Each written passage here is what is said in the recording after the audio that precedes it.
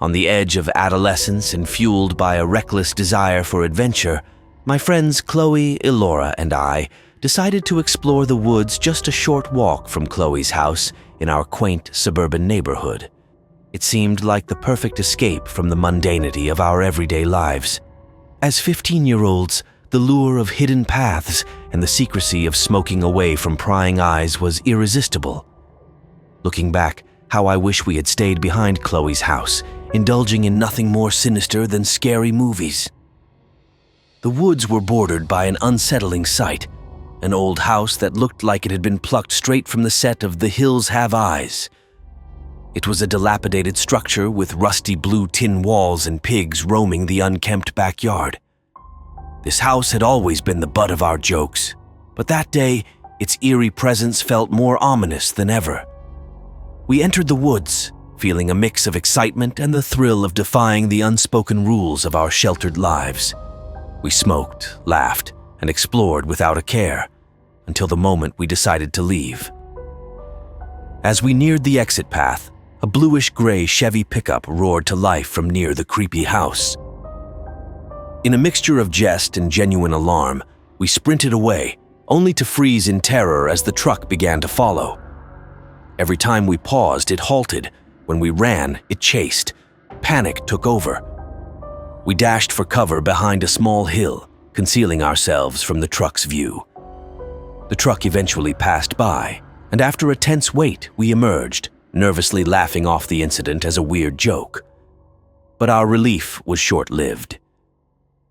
As we approached the exit of the woods, the same truck blocked our path, its headlights cutting through the twilight, pinning us like deer in its gaze. Peering into the truck, I could only make out a large man in a hat and red shirt. The distance obscured more detailed features, but the threat was clear and immediate. Elora, ever the brave one, pulled out a small pocket knife. Doubting her ability to wield it effectively in such a dire situation, I took the knife from her and we plunged back into the woods, hearts pounding and minds racing. We navigated through the underbrush and darkness, driven by sheer adrenaline. Once we felt a semblance of safety, we huddled together, trying to process the night's terrifying turn. Eventually, we made our way back to Chloe's house, vowing to never venture near those woods again. Months passed, and the memory of that night lingered like a bad dream. But on September 10th, Chloe's birthday rolled around, and once again, the woods called to us, this time as a supposed safe haven for a celebration smoke session. Emboldened by numbers, 6 girls and 2 boys, we convinced ourselves that safety in numbers would protect us. Deeper into the woods, we discovered a path previously unseen. It led down a steep decline to a fork. Choosing the left path, we stumbled upon an eerie half-built structure with a wooden ladder and a small fire pit.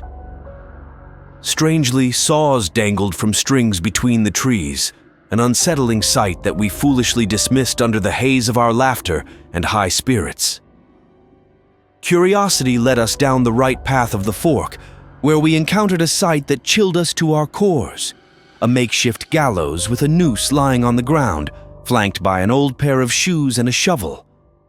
The air thickened with the palpable presence of death, and the reality of our situation sank in. We snapped photos, the only evidence of our grim discovery, before fleeing the woods for good. The sinister encounter with the pickup truck and our haunting discovery in the woods seemed interconnected, painting a picture of a dark presence lurking in that forgotten stretch of trees.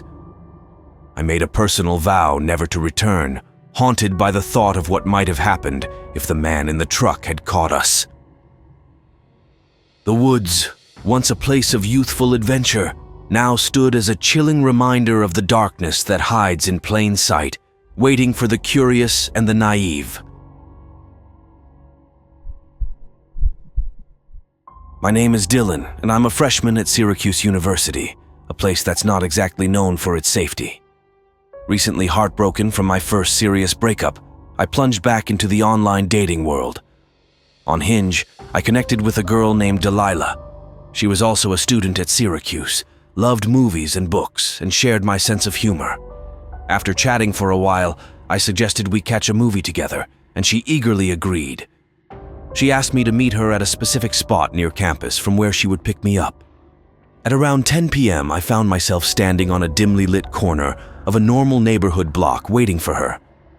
At her request, I had shared my location with her. Soon, a car turned down the street and slowly approached me, but it stopped, and the driver rolled down the window, revealing not Delilah but an older man. He asked what I was doing out there alone, which was strange enough, but then he asked if I was waiting for Delilah. When I confirmed, he claimed to be her father and insisted I get in so he could take me to her. Something felt off. He seemed too old to be her father, and his insistence felt unsettling. Trusting my gut in sketchy situations, I questioned why Delilah hadn't mentioned her father would be picking me up. He responded that he wanted to meet me first because he didn't trust a random guy meeting his daughter. His answer didn't sit right with me. After taking another hard look at him, I decided to walk away, ignoring his calls for me to come back. As I walked away, I heard his car start up, and I quickly glanced back to ensure he wasn't following me by making a U-turn. Relieved, I saw him drive straight and turn left, disappearing from view. I kept walking toward campus, but as I reached the end of the block and was about to turn the corner, I spotted what I believed to be the same car parked on the side of the road, its lights off and windows tinted. Just then, I received a text from Delilah asking why I hadn't gotten into the car with her dad. I ignored the message and quickened my pace. Despite trying to act nonchalant, I was on high alert, constantly checking behind me to see if the car moved. Reaching an intersection, I turned right and sprinted towards campus. Thankfully, I wasn't followed. As I neared my dorm building, I thought I heard footsteps echoing mine. A chill ran down my spine when a piece of broken glass crunched under someone else's shoe close by. Realizing I was being followed, I ducked behind a van to listen for the footsteps, which were only a few cars away. In my haste, I had forgotten to stop sharing my location. It clicked that it must have been that old man, using the information to track me. Suddenly, he appeared from between two parked cars across the street, yelling for me to come back, and he would take me to her. Realizing he was too old to catch me if I ran, I sprinted back to my dorm room, losing him quickly. Alone in my room, I reflected on the terrifying encounter when another text came in. It was from him, threatening and vile. I replied saying his threat was going straight to the police and blocked his number. That night changed everything. The fear lingered, turning every shadow into a potential threat. I kept the conversation as evidence, planning to report it to the police. Though the streets of Syracuse were the same, they never felt safe again. The thought of what might have happened if I had gotten into that car haunted me, reminding me that danger often comes disguised and is closer than we think. In the secluded stretches of rural Virginia, where everyone knows each other and the nights are unnervingly silent, I lived alone, just 2 blocks away from my aging parents. My mother, who had always been a bundle of worries, had intensified her fretting into her 60s. She'd often make unannounced visits to my house, having a key I'd regretfully given her, which sometimes led to uncomfortable surprises. One such Saturday night, or rather early Sunday morning around 2 a.m., I stumbled home from the only club in our sleepy town, where I'd been drowning the boredom of rural life with college friends and too many drinks. As I approached my house, the cool night air doing little to sober my senses, I reached for my keys, only to find the door unlocked. She's here again, I thought, a mix of annoyance and resignation washing over me. Inside, the house was dark and silent, save for a note from my mom on the kitchen counter, next to a box of half-eaten cake from earlier in the evening. It read, "You forgot this at our house." I scanned the ground floor, finding no sign of her. Assuming she had retired to the guest room upstairs, as was her habit, I headed there to ensure she was comfortable. However, as I climbed the stairs, the unmistakable sound of footsteps echoed from the second floor, heavy and unsettling. It wasn't unusual for Mom to wander due to her mild dementia, but something felt off tonight. Reaching the guest room, I found it empty. The bathrooms, too, were vacant. A spike of fear shot through me. Maybe one of her episodes had taken a dangerous turn. I grabbed the phone to call my dad, needing to confirm she'd left safely or if she needed help. "Dad," I said, breathless, "I think Mom is wandering around upstairs." After a brief pause, filled with the static hum of the line, he replied in a groggy but firm tone, "That's not possible. She's right here, sleeping next to me." My heart stopped. The words barely registered as I turned slowly to peer up the darkened staircase. There, in the scant light trickling from the kitchen below, I saw it, a figure, or more precisely, a head, peeking around the corner of the hallway, staring down at me. Panic seized me. I shouted into the phone, "There's someone in my house!" before dropping it and bolting out the door, sprinting the 2 blocks to my parents' house. My dad, now fully awake and alarmed, said he'd call the police and hung up. Reaching their house, out of breath and shaken, I found my mom waiting anxiously at the door. She explained she had indeed stopped by earlier to clean and had brought over the cake, but had left long before my arrival. The police arrived shortly after, and together with my dad, we walked back to my house. 2 officers entered while 1 stayed outside with us. The minutes stretched into an eternity until they re-emerged, reporting nothing amiss, no one in the attic, the crawl space, or anywhere else. They suggested the figure I saw could have been a trick of the light or shadows, but the door was definitely left unlocked. I couldn't bring myself to sleep in my own home that night, or many nights thereafter. My dad, acknowledging the worsening state of my mom's memory, decided it was best she no longer visit alone. While it relieved me to know she'd be safer, a part of me felt a deep, mournful ache for the creeping loss of her independence. To this day, the memory of that night haunts me. Sometimes in the quiet of the evening, I can't shake the feeling that whatever I saw in my house never truly left, that it's still there, hiding in the shadows, waiting.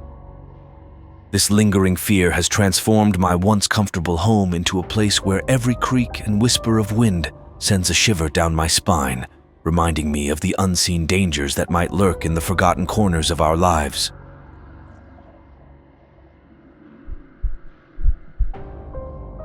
It was just 2 weeks after George and I welcomed our mysterious new neighbor when the unsettling vibes began to creep in.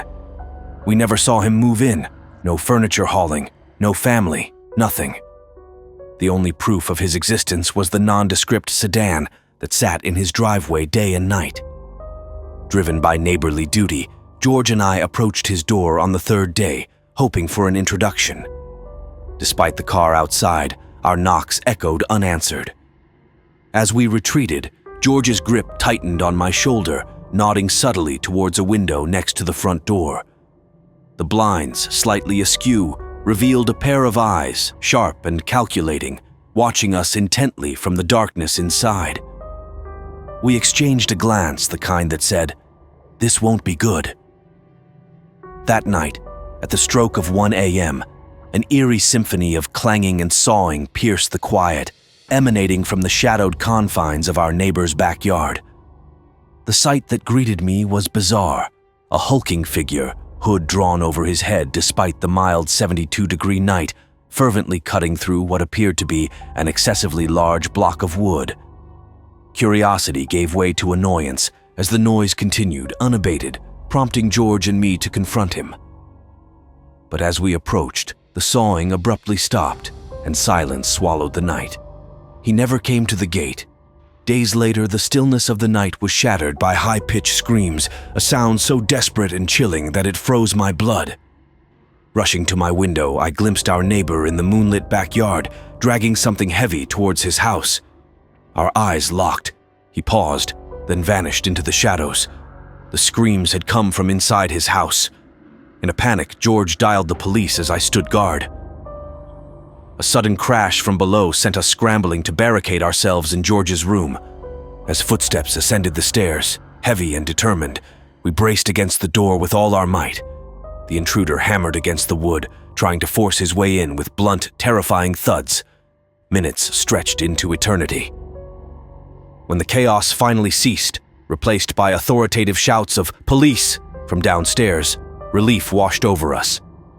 But it was short-lived. As we descended, hearts pounding, the dining room offered a new horror. A figure emerged from behind the table, charging at us with renewed fury. We retreated to the bathroom, the only room with a lock, and held our breath. This time, the police were real. Commands thundered through the house, and the sinister clatter of a knife hitting the floor signaled the end of the nightmare. When it was safe, we emerged to find the police escorting our neighbor, handcuffed outside. The house he had occupied was a scene straight from a horror film. The officers discovered a woman, alive but traumatized, locked in the basement, her screams the ones we had heard. In the yard, a gruesome find, a body bag with what remained of another victim. Our neighbor, it seemed, harbored dark secrets and darker intentions. Now, as the "For Rent" sign swings ominously in the front yard, George and I can only hope for a return to normalcy. But the shadows of what occurred next door linger, a chilling reminder that sometimes the true horror lives right beside us.